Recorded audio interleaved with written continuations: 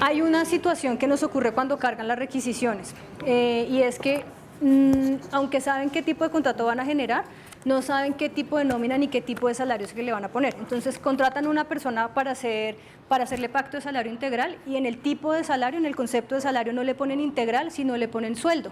Entonces el tipo de salario integral en Querix es el concepto 5, que era la pregunta que les hacía en el examen. Ese es un caso de común ocurrencia. También de común ocurrencia que van a contratar un aprendiz del SENA y lo cargan por una nómina por reporte por producción. El tipo de nómina de los SENAs es el 10, de los SENAs que son en misión, ¿no? Y eso es una información que deben conocer los ejecutivos de cuenta y que deben conocer, pues que conocían las psicólogas porque eran quienes cargaban las requisiciones, pero que debe ser de conocimiento de los ejecutivos de cuenta. Los tipos de nómina y los conceptos de salario. Como conceptos de salario tienen el salario integral, el sueldo, el auxilio educativo para las personas del SENA.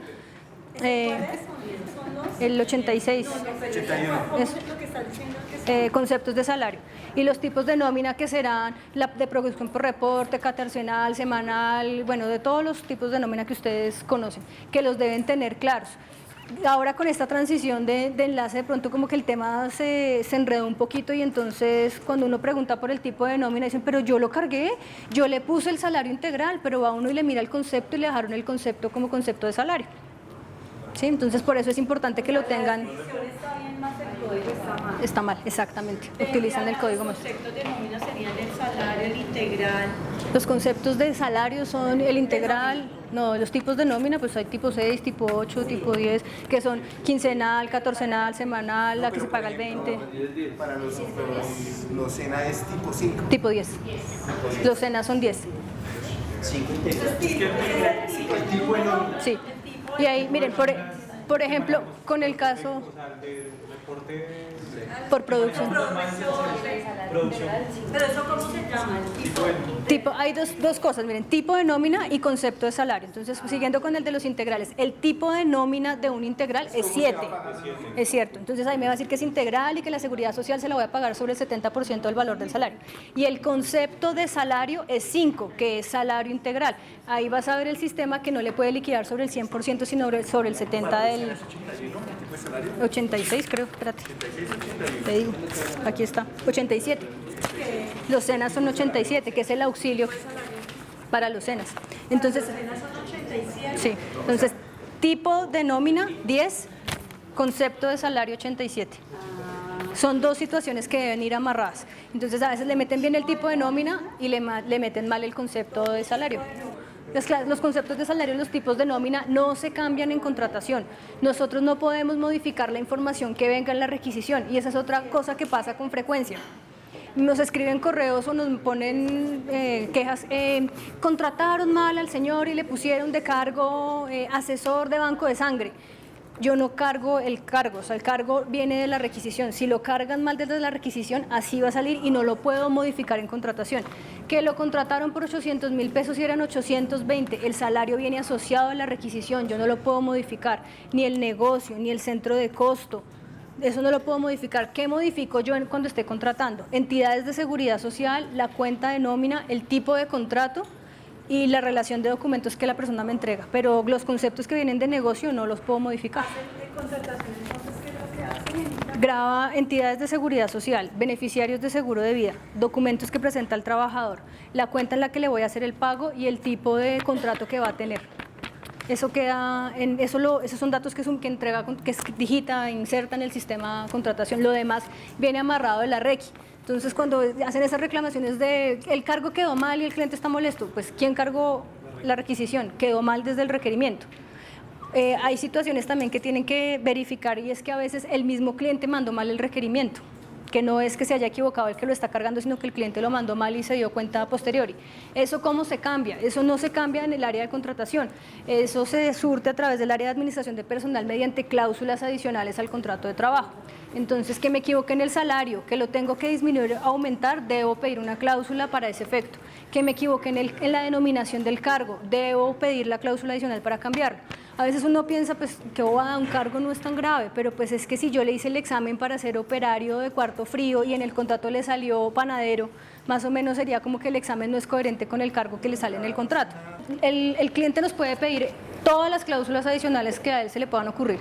Quiere entregar auxilios no constitutivos de salario, quiere entregar políticas, cláusulas de ética, bueno, lo que se les ocurra, quiere entregar elementos de trabajo, dotaciones adicionales, lo que quieran lo pueden cargar por cláusulas.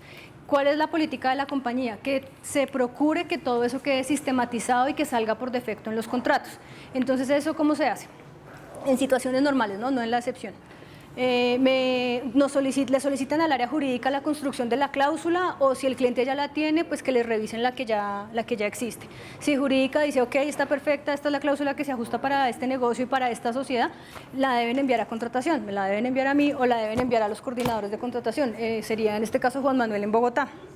¿Qué hacemos nosotros? Cogemos el texto de la cláusula y la convertimos con unos descriptores que tiene Querix. O sea, yo en la cláusula no cargo yo, María Irenza Cárdenas, sino yo le pongo yo, representante legal, identificado con la cédula de representante, para que el sistema coja los datos que tenemos nosotros alimentados. La cargo. ¿Cómo la cargo? Con la información que ustedes me suministren. Entonces ustedes me pueden decir, cárguemela al cliente de 2035, que no sé cuál es, no sé, Ramo. Entonces, si yo se la cargo a Ramo, le va a salir a todos los contratos que me genere Ramo. Ustedes me pueden decir, cárguesela al negocio 12528 del cliente tal, entonces solo le va a salir a las personas que estén contratadas por ese negocio.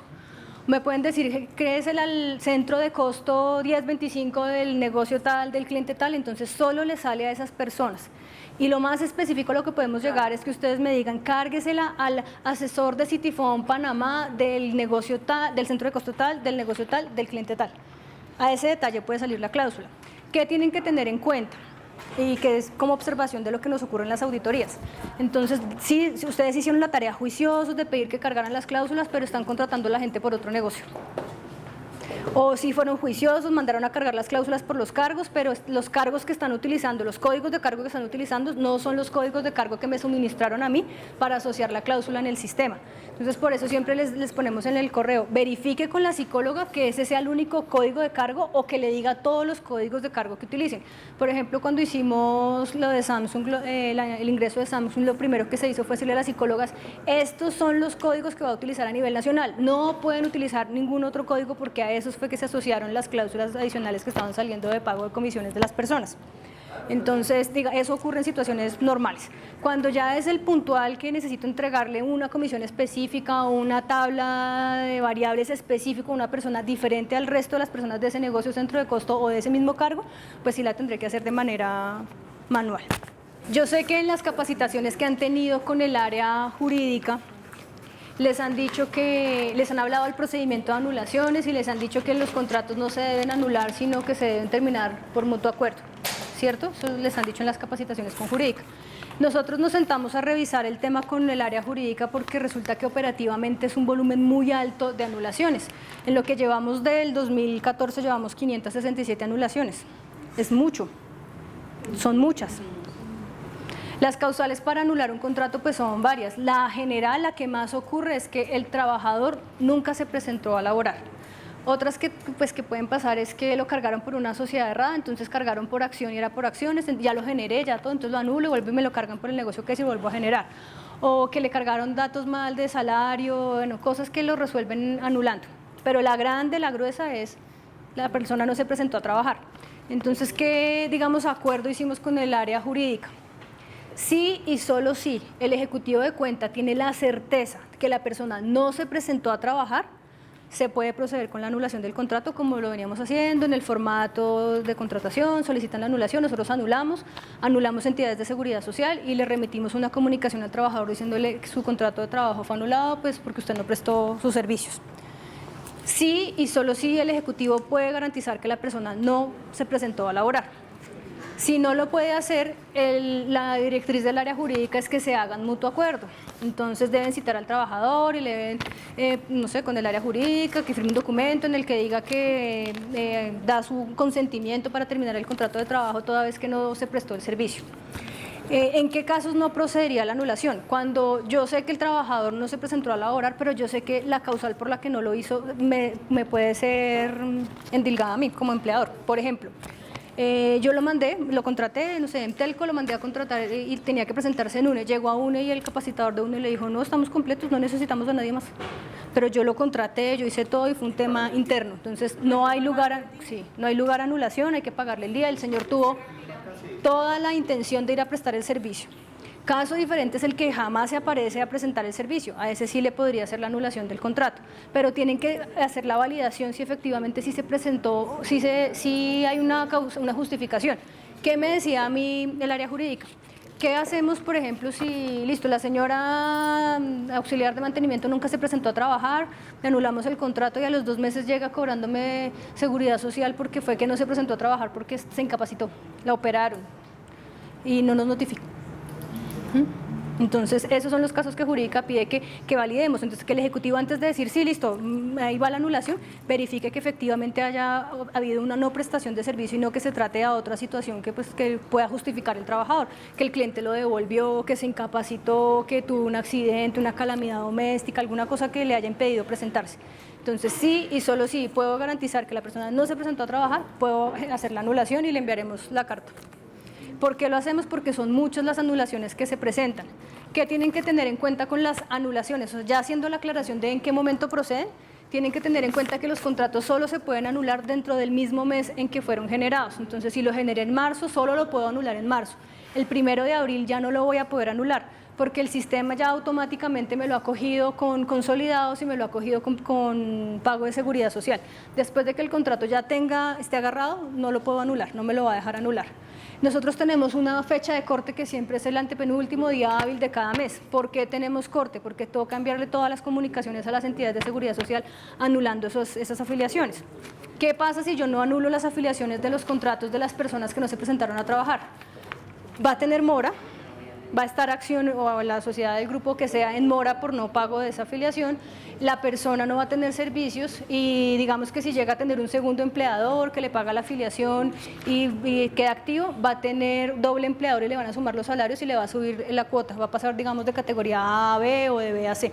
El ejecutivo se da cuenta de las anulaciones cuando está haciendo la prenómina, que el cliente le dice esta persona nunca trabajó, no entró, lo que sea, y tiene todavía la oportunidad de anularlo, pues se procede con la anulación. Cuando ya se da cuenta, cuando pasó el mes, que ya hay pagos de seguridad social, ya pasó la fecha límite, la solución, que aunque no es una solución, digamos que es la manera de cerrar el tema, es retirarlo a un día por el área de seguridad social. ¿Eso qué implica? Exacto, un ajuste para el cliente o que lo asumirán internamente por la seguridad social. 2, que si la persona pidiera una certificación laboral, le va a salir que trabajó un día, no le va a salir que nunca se presentó a laborar, le va a salir que trabajó un día con la compañía. Y si la persona quisiera con la certificación, podría iniciarnos un proceso para que le pagáramos prestaciones sociales y demás a que haya lugar. Entonces, por eso se debe procurar dentro del mismo mes pues hacer esa revisión de si alguien no entró a trabajar o hay una situación de una terminación de contrato de manera normal, que se haga dentro del mismo mes en que fue generado. Lo que me salté para mirar lo de las anulaciones, pues es qué documentos firman los trabajadores, el contrato de trabajo, todo el mundo firma la cláusula adicional de confidencialidad, se sale por defecto en todos los contratos, todos firman un formato que se llama declaración de seguridad social, que fue recientemente modificado para que la persona con su puño y letra pueda escribir qué documentos de beneficiarios de la seguridad social está entregando y para qué entidad. Firman los clientes que tengan negociado el seguro de vida, firman la póliza del seguro de vida, son muy pocos los que no tienen contemplado el seguro de vida realmente, y firman la lista de chequeo de contratación. Esos son los básicos. Pueden firmar tantas cláusulas como se hayan parametrizado en el sistema y tenga ese cliente. Entonces, por ejemplo, Fundación Social o antiguamente Carvajal le salían como 17 cláusulas. Hay clientes que no tienen ni una sola cláusula, sino solamente el contrato y la cláusula adicional. ¿A qué documentos le entrego al trabajador cuando firma contrato? Le entrego copia de su contrato de trabajo, copia de la afiliación a la ARL, el carnet de identificación y el carnet de la ARL. Eso es lo mínimo con lo que debe salir. Y las personas que se van a presentar a punto de venta o tienen alguna situación que requieran tener copia de los radicados, también se les entrega la copia de los radicados. ¿A qué entidades afilio yo durante el proceso de contratación? Son 5 entidades básicamente: a EPS, a Fondo de Pensiones, a Caja de Compensación, a ARL y a Fondo de Cesantía si la persona no viene afiliada. ¿Preguntas, dudas, señora? ¿Cuánto es el tiempo que dura una persona para firmar contrato? Está el tiempo. Por ejemplo, la receta. Las personas hacen el examen con 8 días. La psicóloga tiene ya el paquete, se los pasa a ustedes, ¿cierto? Ya tiene todo el paquete que tienen, te hizo el examen. Sí. El examen. En situaciones normales, en una situación ideal, está pronosticado en 3 horas. Se puede aumentar o no de acuerdo a qué hora pasan los paquetes, si se optimiza la mañana, a qué hora se hicieron los exámenes. Solo con la firma de contrato sí. Pero si 3 horas siempre y cuando tenga el examen médico y todo. Exactamente. Y ahí sí.